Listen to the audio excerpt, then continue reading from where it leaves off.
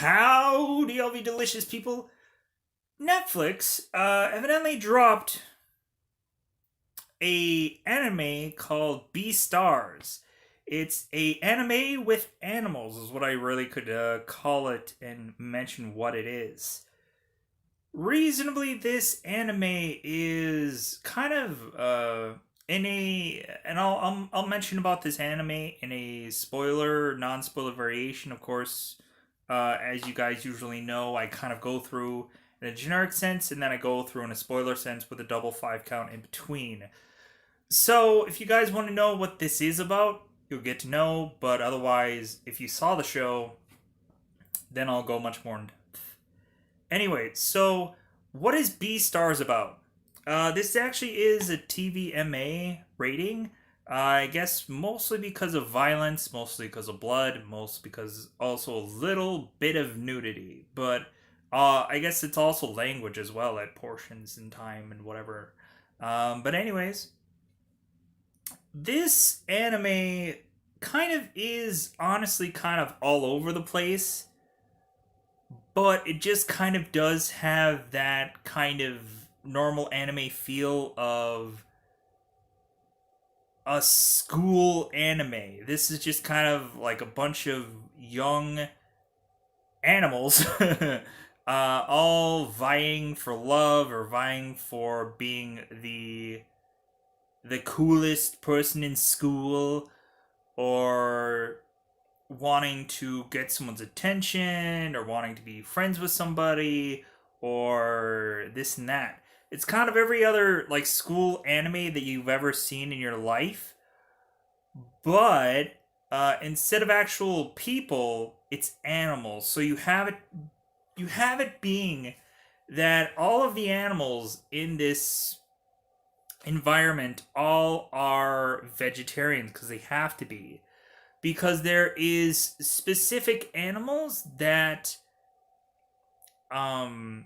honestly, if they actually ate meat, or they actually ate a specific kind of um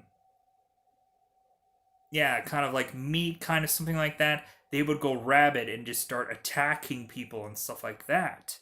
To also the point, so it seems like there's a lot of times where there's specific kind of animals that kind of actually can't interact with certain other kinds of animals. Because there's like carnivores and stuff like that are kind of mentioned throughout the show. Um, like a bigger animal probably shouldn't be like around a smaller animal and stuff like that. But yeah, this show is, like I said, it's kind of all over the place, but it is kind of like, it is interesting. Like, it did keep my attention all the way through. There is very much a big like shootout, fight out thing going on towards the end of the show. And there is kind of like fights here and there of certain animal characters um put within this show. But it's like a lot of animals just establishing dominance.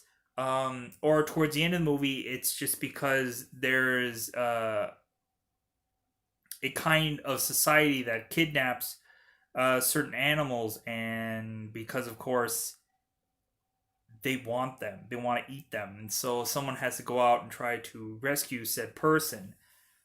But anyways, yeah. So this was kind of an interesting show. It may not be interesting to everyone, but ultimately there was something about it that I was like, okay, this show is just kind of really weird.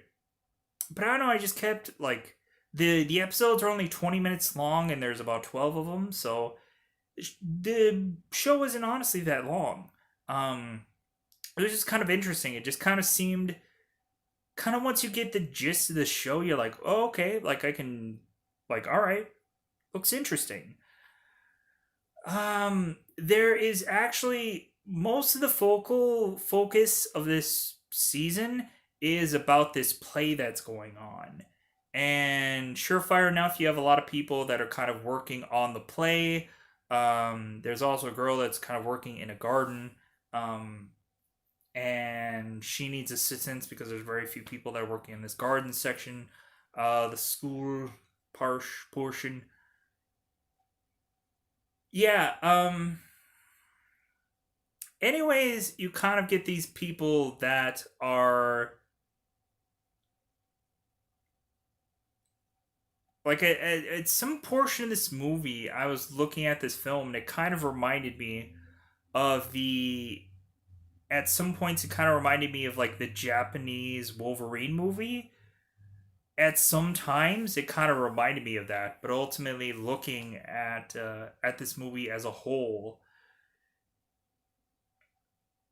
or at the as the show as a whole, like it's not as like it is very much like at the kids table of that. Um, but ultimately, it's just kind of like yeah, it kind of does feel like that in some kind of um portions.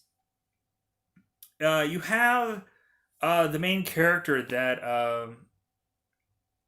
a lot of the times they call Lego, or yeah, and he ultimately is a character that is very sad. It's very just man. It's just like ultimately he's the main character, and we kind of are curious why.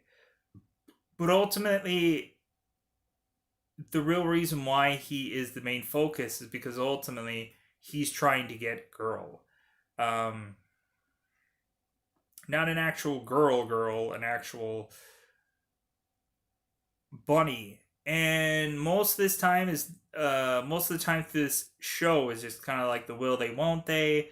Are there complications? Are there other people? Is there a love triangle? Is there a third wheel? New people are presented in this thing. Okay, how are they gonna like juggle around all these people? Um, this and that. Yeah, it's just kind of it's a very interesting show, but ultimately it might not be appealing to everybody, but maybe somebody. So I would say, when I say go out of your way to check this thing out, um, not sure to be brutally honest. Not really sure. I would just say if you're into anime, give it a couple episodes to watch. Again, the episodes are only 20 minutes. So if you watch an episode or two, I'd probably say more than just the first episode, so you can kind of get the gist of what's going on. Then you can kind of make the real consensus of if you want to continue watching this. But um, kind of the lead up right away is that there is a small portion of sexual activity going on with the animals. So reasonably, there is portions of this where there is activity going on with the animals, and all these animals aren't. It's very hard to describe the show because ultimately all these animals look like humans. Um, like they're all in human form. Like this guy, he looks like a just like a normal guy, but he's a fox. And it's not like he's like wearing a mascotted suit or anything like that. You'll figure it out when you watch the show. But anyways, yeah. So yeah, I think that's all I could really say in a non-spoiler sense because ultimately there's not much to there's not much to say in a non-spoiler sense. So I think that's about it. Reasonably, yeah, there is an interesting dynamic between somebody really wanting somebody and also the whole aspect of like what everybody else sees. So like something as simple as somebody wanting to like hold somebody's hand, it's like, hey, you looks like you're touching that girl. What's going on there? It's like, oh, we're friends. It's like, I don't know about that. It's like that kind of thing. Um, but yeah, anyways. So go ahead and check it out if you like. But I think now is about that time to go into spoilers about the show. So I think it's about that time to talk about the show in a non-spoiler sense. Because yeah, not much to say. It's very simple. It's a very simple show. So, spoiler time. Spoiler time. It's that time again to spoil the show. If you don't want to know, then don't go past here. But if you've seen this show or you mean to see it and you want to just hear whatever I have to say regardless, then come on down to town and we'll talk about this now. So, spoilers about this show. So, we have, and I'm not going to say much of character names because I don't know them. I'm probably going to be mostly saying animal names of characters that maybe you might know who they are. So we have this wolf here, and he is very, in a complicated sense of he almost killed Bunny, but this Bunny eventually he finds to be attractive, appealing, and whatever. But bizarrely, this Bunny is very seductive. She very much is like, you wouldn't think that this Bunny would be like really be flaunting in front of all these other animals, but she does. And recently to the point where she like as soon as this kind of wolf goes to her place, like all of a sudden she starts taking her clothes off and almost starts to take his clothes off. He's like, whoa, whoa, whoa! Like I didn't come here for this. I just came here for something else, and then I was gonna leave and whatever. And she's like, "Oh, I didn't. I just thought that that's what you wanted." And, and then, like, ultimately, she finds him to be fascinating because, like, he's different. Like, he is different than everybody else. Ultimately, he finds her fascinating just because, like, he almost killed her at one point once. So, yeah, kind of that's where the relationship kind of flourishes, I guess. But you have it to where this one deer guy, this one deer, evidently he is gonna be putting a third wheel to that or a love triangle to that. All the while, this guy is just into everything. Like um, if he's the actor of this theater, man, is he like the guy? Like he's like the Don Quixote of acting. He's like the greatest. He's Viva la Mancha and like blah blah blah. But in this story, he plays this like Grim Reaper character, which actually looks pretty cool. All the while, you get to where evidently he works so hard at doing this acting gig that and does it while a leg is broken. He ultimately has somebody replace him, but the person that replaces him isn't the best guy either. So he's a tiger, and this wolf and this tiger are really like butting heads. So they end up like fighting during a scene, and then the deer comes back to just kind of like, hey, like kind of sets him straight and just kind of like, but if anything, with that whole mess up, kind of got the town buzzing about this whole play. And so like oh my god, this is really a great play. It was really like the action was really good because it was real. The like the stuff that they were saying was much different than what we've seen in the plays before, and this and that. I was like, wow. So it ends up that this deer is kind of like putting boots to everybody in a metaphorical sense. Like he's just kind of putting everybody in their place, kind of just telling them it's like they're either a schmuck or that like or that like they're not as bright as they think they are, or maybe they should look into things more, or maybe they shouldn't be stepping on their feet, kind of thing. Like he's always putting people in their place.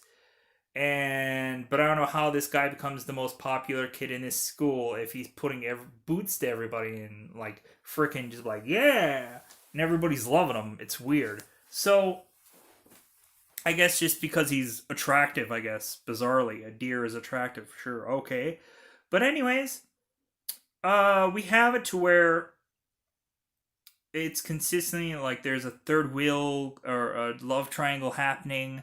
There's another fox that gets introduced into the show where ultimately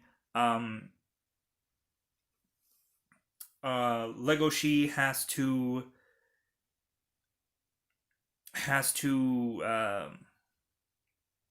help her out, but then she's like, "Oh my god, I want him, and I'm not. I'm gonna do whatever it takes to get him." It's like, well, yeah, you're gonna try, but you're gonna fail miserably. As I finally remembered one of the characters' names, because like, what are any of these names? I don't remember. But yeah, Legoshi. He's like the main focal point. He's kind of like the hero of all this. Eventually, he's the guy that is trying to do all the things right, but ultimately, um, he is walking this very fine line because he's a carnivore or whatever, and he ultimately is eating um, egg salads and stuff like that. And ultimately, I guess there's some weird thing about uh, egg salad on a specific day. It's really good, and like the chicken that's next to him is like, yeah, I have a secret about this guy, and it ends up just being that she gave, in a technical sense, gave her those eggs that he's eating were her eggs, and I was like, for the egg salad sandwich or whatever. I'm like, whatever. I'm like, okay, this is kind of weird, and we're taking time out of the show to showcase that this girl is kind of like working out and trying to be in the best shape, so that way when she has to plop down her eggs and eventually give them to this cafeteria for them to make the sandwich, I'm just like, okay, what a weird thing to add in the show, but okay, I guess that is what it is. But anyways, we get to where Legoshi is trying to more and more talk to this bunny, and ultimately things are just kind of not working out because they're not really sure if they should really end up with one another. The bunny is eventually looking at the deer and finding him to be appealing because why not? Because he's the most popular kid in town. To where eventually the reasonably, like, there's so much caution going on about there being an attacking because there might be any carnivore that goes after a defenseless animal, and so reasonably there are portions of time where people have to look out for one another, and ultimately uh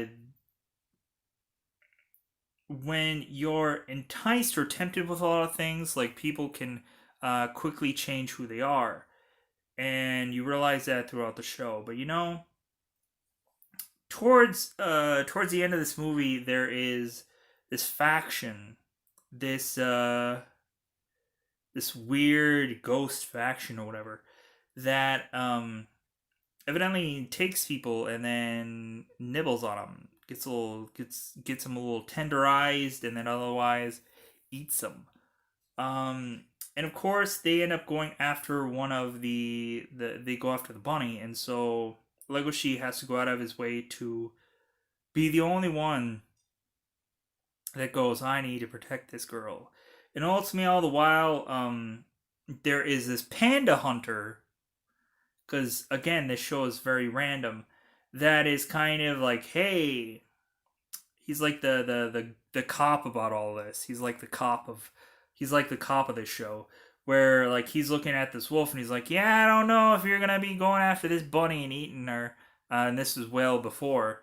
Um, so he like gives her like the panda gives Legoshi a porno mag of a bunny. He's like, tell me how you respond to this magazine, like, and that'll differ whether or not I should kill you or not, or you should see this girl or whatever.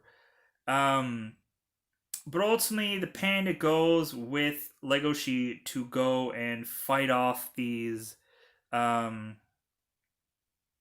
this gang of people that are keeping his bunny, his girlfriend.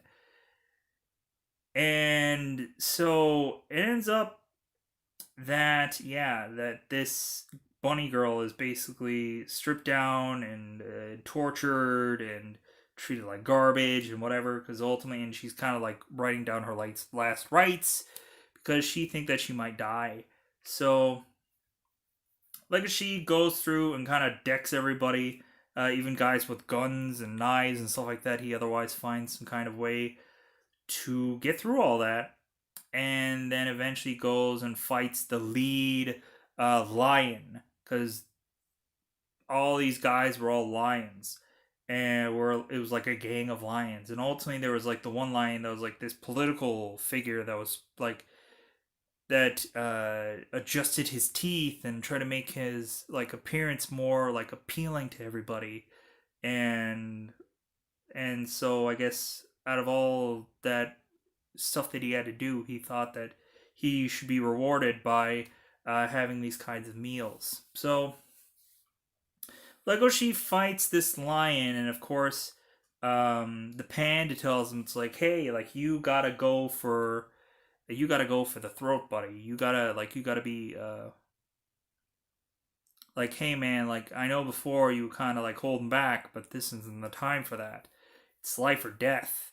It's like if like you gotta do whatever you need to do to kill a man. So that's what he ends up doing, going for the throat, killing this lion, and ultimately, like I'm assuming after this point that this kid is gonna be changed forever, but no, like he doesn't really much change, which is kind of interesting.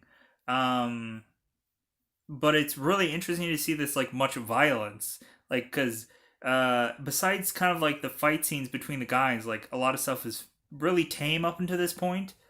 Kind of even the nudity is pretty tame as well.